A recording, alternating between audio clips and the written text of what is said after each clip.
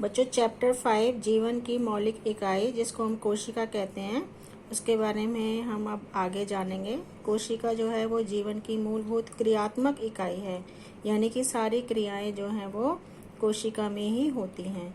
अब ये जीवन क्रियाएं क्या होती हैं? आपने देखा हो हर जीव में कुछ विशिष्ट जो है वो क्रिया होती हैं, जैसे वृद्धि होती है, उत्सर्जन। उत्सर्जन मीन्स कि उसके जो अपशिष्ट पदार्थ होते हैं, वेस्ट प्रोडक्ट जो होते हैं वो बॉडी से बाहर निकालना। भोजन लेना उसको पोषण कहते हैं, या श्वास लेना श्वसन कहते हैं। ये सारी क्रियाएं जो होती हैं इनको हम जीवन क्रियाएं कहते हैं। और ये सारी जीवन क्रियाएं देखा जाए तो हर जीव में कोशिका के अंदर होती है। कोशिका में बहुत सारे अंग होते हैं जिनको हम कोशिकांग कहते हैं। तो इन कोशिकांग में ही सारे कार्य होते हैं। सबके जो अलग अलग कोशिकांग हैं उनके अलग अलग कार्य हैं।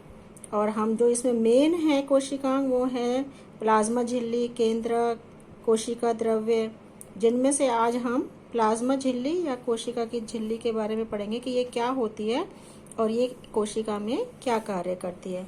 तो जो कोशिका झिल्ली है ये सबसे बाहरी परत होती है। हर कोशिका की बाहरी परत होती है। जैसे आप ये चित्र में देख रहे हैं, ये जंतु कोशिका है, इसके ये जो बाहरी परत है इसको हम प्लाज्मा झिल्ली कहते हैं। यहाँ पे ये लिखा है प्लाज्मा झिल्ली। ऐसे ही हमारे पास पादप कोशिका है, ये पादप कोशिका है। तो ये सबसे बाहरी जो परत है ये वाली, इसको बोलते हैं प्लाज्मा झिल्ली। लेकिन पादप कोशिका में एक और झिल्ली होती है जी, इसके अंदर, इसको बोलते हैं कोशिका भित्ति। पादप कोशिका में दो हमारी झिल्ली होती है, बाहर वाली प्लाज्मा झिल्ली और अंदर वाली कोशिका झिल्ली।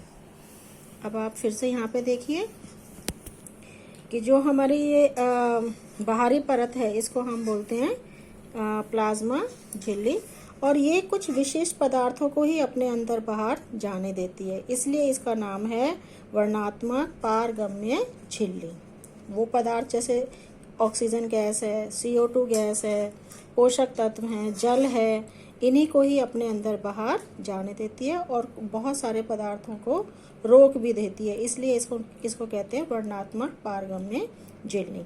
और ये किस प्रक्रिया से जो है पदार्थ अंदर बाहर जाते हैं वो है विसरण और परासरण। विसरण आप चैप्टर 1 में पढ़ चुके हैं कि जब हम कोई जो कण हैं वो अपनी सांद्रता से ज़्यादा सांद्रता से कम की ओर जाते हैं तो इसे हम विसरण कहते हैं। जैसे आपको याद हो फर्स्ट चैप्टर में हमने पानी लिया था, उसमें थोड़ा सा हमने कलर मिलाया था, तो जहाँ कलर ज़्यादा था वहाँ से वो धीरे धीरे उस ओर फैल रहा था जहाँ वो कम है, तो इसे विसरण कहते हैं।